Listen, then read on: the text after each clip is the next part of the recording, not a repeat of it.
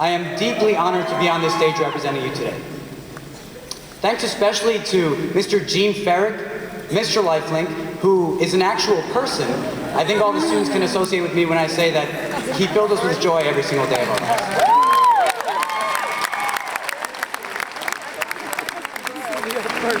Of course, I don't want to forget to thank my family, who's seated right there, my brother, and my parents, who made the long trip down from New Jersey. I know how hard it is to leave such a great state behind, but I'm glad they made the sacrifice and came down.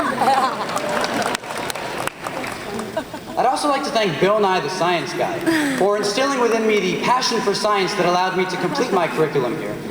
And last but not least, I need to thank Wikipedia for being my primary source of information for every single document I've written in the last 4 years, theses included. A week ago, I was talking with the director of the biology department, Dr. Richard Payne. He advised me to be brief in my speech. This is ironic, I think, because I've been telling that to every single one of my professors before a lecture for the past 4 years, and not a single one of them obliged. So, Dr. Payne, if you have a problem with the length of my speech, don't blame me, blame your faculty. The undergraduate curriculum of the College of Chemical and Life Sciences is unique because all of our undergraduate degrees are BS. Our undergraduates and our graduates alike share a common love for science. But regardless of popular perception, we're a pretty diverse group. No, I'm not speaking in terms of ethnicity or religion.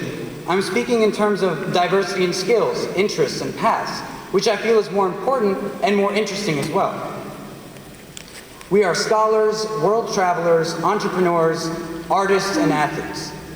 3 graduates among us are even 2-time intramural dodgeball champions.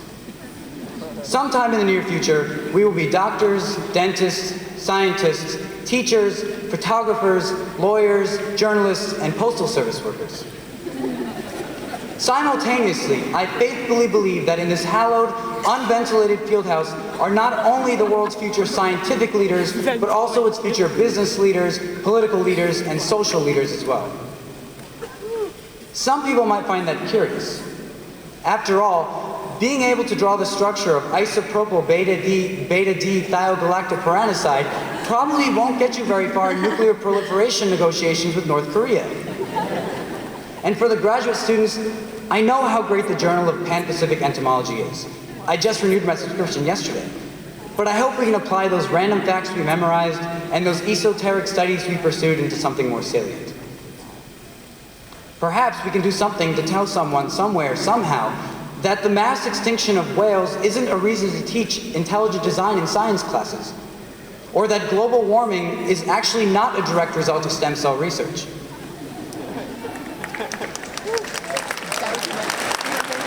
I guess it's not. And then maybe, just maybe, one of our names will appear on that fancy new building out by Biosite, if it ever opens. The thing is, in a world in which so much depends on science, so few people actually understand it. Therefore, I'd like to think that we're actually more capable in discussing and negotiating these issues rather than anyone in Vsauce, RHU, or, dare I say, the Robert H. Smith School of Business. Over the course of our education, we've prevailed through many hardships together.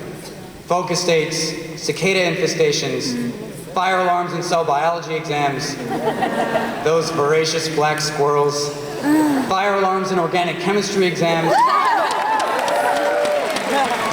adapting to the college's new name, fire alarms and genetics exams, and the unfortunate fad of popped collars. Yeah. It took a lot of work to get to this point. I hope not a single person in this room allows the satisfaction of a college degree to replace the urgency of a commitment to excellence. Move confidently, even if you are moving back to your parents' basement. Thank you very much, and Godspeed.